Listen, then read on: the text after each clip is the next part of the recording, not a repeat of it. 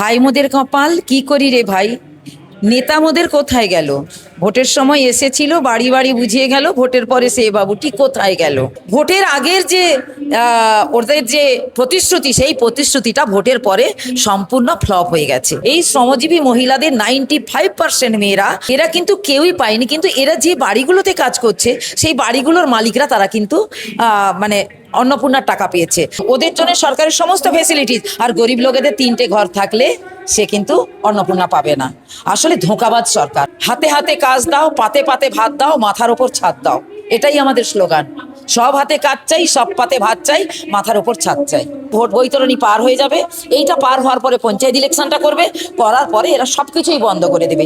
আসলে বিজেপি সরকারটাই হচ্ছে বড় লোকের সরকার, আর এটা আমরা গরিব মানুষরা বুঝতে ভুল করেছিলাম। এমএলএদের তো একটা দায়িত্ব আছে, তার এলাকার ভোটারদের সে জানাবে যে কারা পাচ্ছ না, এসো শ্রমজীবী মানুষ যারা টেবিল চেয়ার পেতে বসে যাবে, এসো তোমাদের কোথায় কি সমস্যা হয়েছে আমরা দেখছি। কিন্তু সেইটা নেই। তেলের দাম 220 টাকা হয়ে গেছে, ডালের দাম 130 টাকা হয়ে গেছে, খাবো কি আমরা? আর আমরা সাধারণ মানুষগুলো শুধু ইঁদুরের মতন এখানে দৌড়াচ্ছি ওখানে দৌড়াচ্ছি। যদি আমরা দেখছি যে এই সরকার আসার আগে অনেকগুলো প্রতিশ্রুতি দিয়েছে, সেই প্রতিশ্রুতির মধ্যে অন্যতম ছিল কিন্তু অন্নপূর্ণা ভাণ্ডার। সেই অন্নপূর্ণা ভাণ্ডার নিয়ে এখন যে পরিমাণ বিতর্ক চলছে, যে পরিমাণ অশান্তি চলছে রাজ্য জুড়ে, তা তো আপনারা দেখতেই পাচ্ছেন, আমরাও দেখতে পাচ্ছি।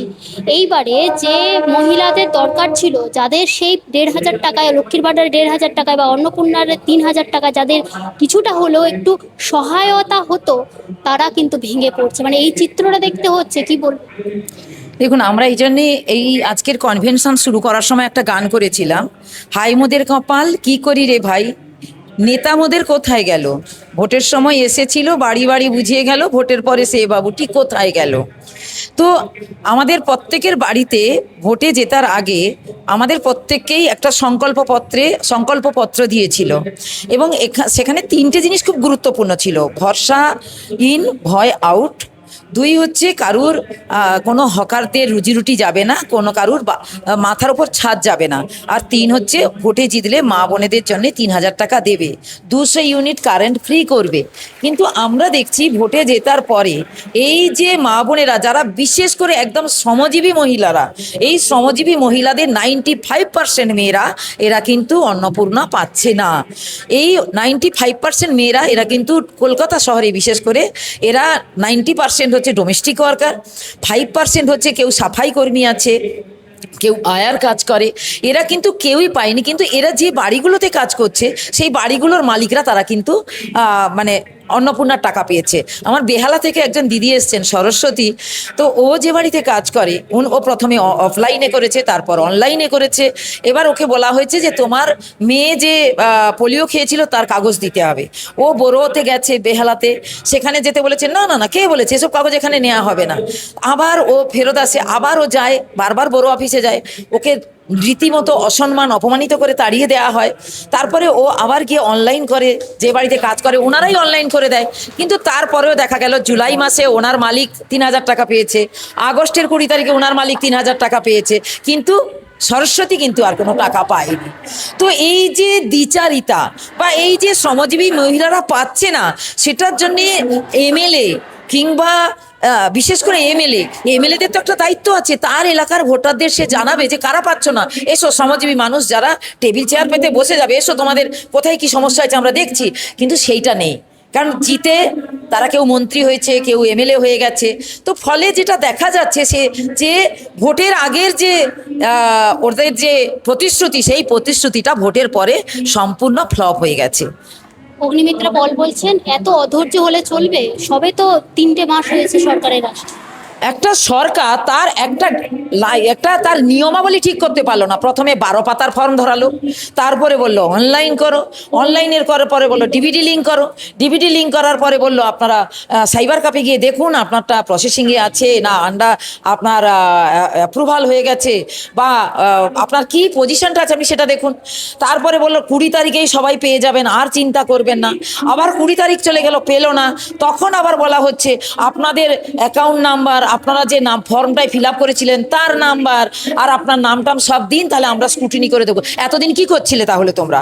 তোমাদের সেই স্ট্রাকচার কাঠামোটাই কি কাঠামো তৈরি করলে যে একটা প্রকল্প, একটা নতুন সরকার এসে একটা প্রকল্পের একটা ন্যূনতম একটা নিয়ম থাকে, সেই নিয়মটাকে বারবার বারবার বদল করা হচ্ছে। তাহলে আমরা সাধারণ মানুষরা কোথায় যাব? আসলে এটা নয়, আসলে সাধারণ মানুষদের মধ্যে এই ইঁদুর দৌড়টা করানো হবে। করানোর পরে কলকাতা কর্পোরেশনের ভোট হবে নভেম্বর মাসে। এই ভোট বৈতরণী পার করার আশায় বলবে ভোটটা দাও, তোমরা পাবে।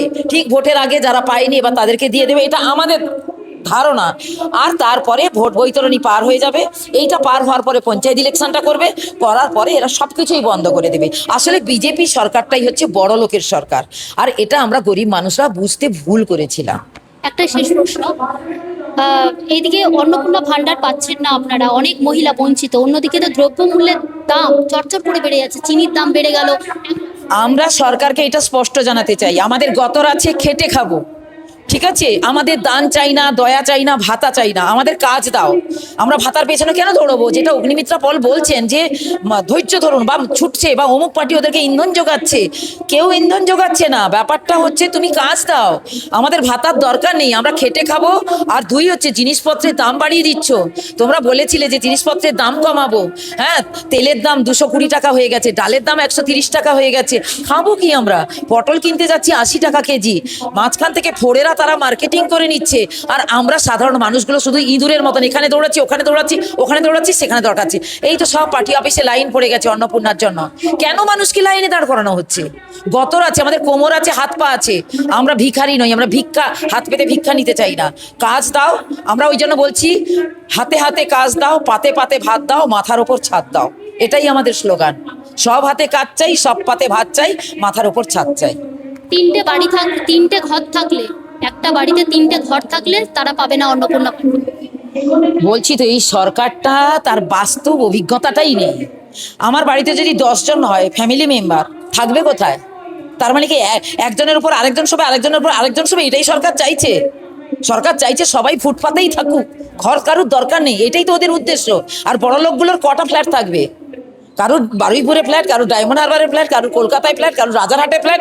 ওদের 10টা ফ্ল্যাট থাকবে, ওদের জন্যে ইন্টারেস্ট কম, ওদের জন্য সরকারের সমস্ত ফেসিলিটিস। আর গরিব লোকেদের 3টে ঘর থাকলে সে কিন্তু অন্নপূর্ণা পাবে না।